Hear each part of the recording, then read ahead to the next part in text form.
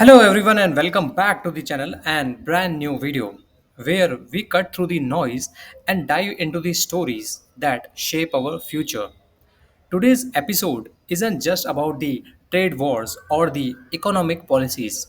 It's about the power, pressure and politics and how the decisions of one leader can shake the foundations of global business, diplomacy and our everyday life. Because once again, Donald Trump is shaking the global stage. He is threatening new tariffs on the European Union, going as far as to say he will slap a 50% tax on all EU goods.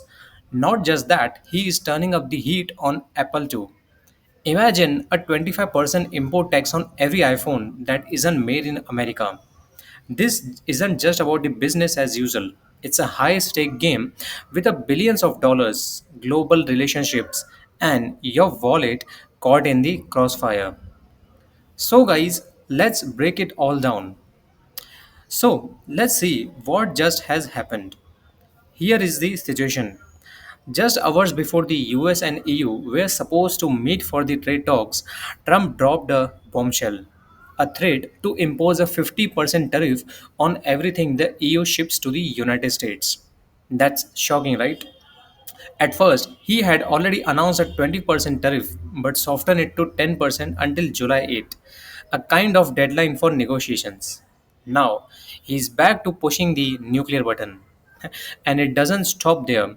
He's got Apple in his crosshairs too, threatening a 25% import tax on all iPhones not made in America. That's a huge deal. Because guess what? Most iPhones aren't made in the US. They are assembled in the places like China, India, and Vietnam. So, is this really about protecting the American jobs or something else? Now, let's look at the bigger picture. This is more than a Trump versus the EU issue. This is about a worldview. Trump's America First policy is clashing hard with the globalization. And it's not about the first time. We have seen this with the China, Canada, and even his close allies. He claims tariffs will bring back jobs and protect US industries.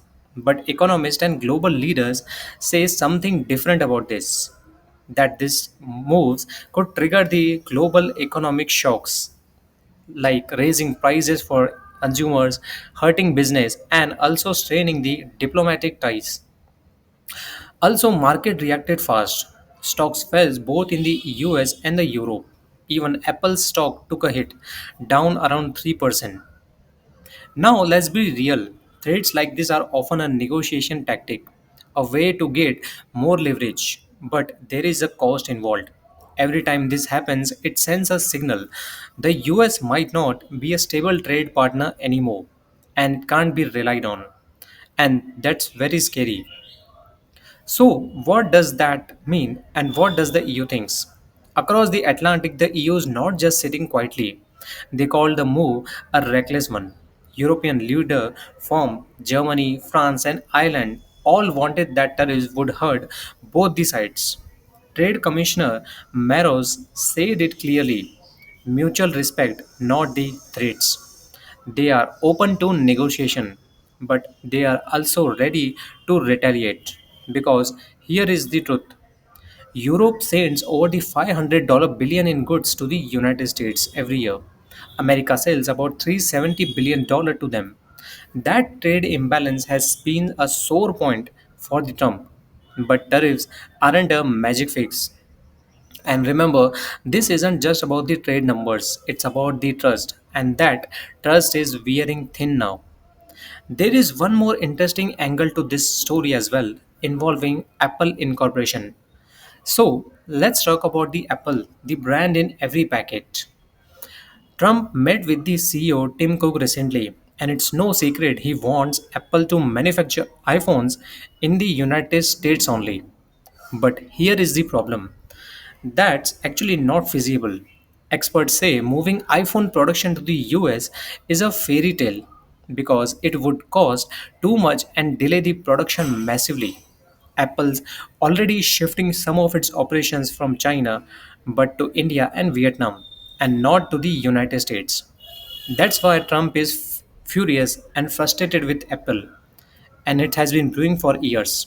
But if these trades turn into real tariffs, it's not Apple that will suffer most, it's the consumer. Your next iPhone could be hundreds of dollars of more expensive. So, who will really pay the price?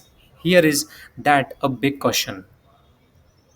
So, guys, what does this really means for us and for everyday consumers? Here is the uncomfortable truth. These aggressive moves might feel patriotic on the resurface, but in reality, they risk destabilizing the global economy, alienating allies, and hurting the American businesses. Yet, some industries may benefit short term, but in long term, it's like lighting your house on fire to kill a fly. The damage for far outweighs the gain. And let's not forget, the EU isn't a small opponent. They are unified, powerful, and fully capable of pushing back and retaliating. This could escalate fast. So, guys, that's it all for today. So, what do you think on this? Is Trump playing the 40 chase, or is this just a reckless economic warfare? Should Apple be forced to make the iPhones in America and making it more expensive? Will these tariffs help or hurt the everyday Americans?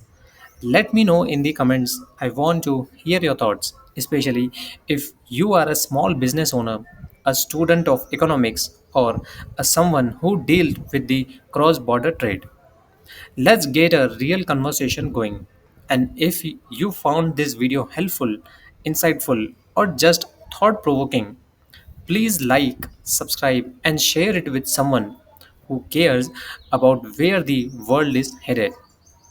Until next time, stay curious, stay aware, and I will see you in the next video.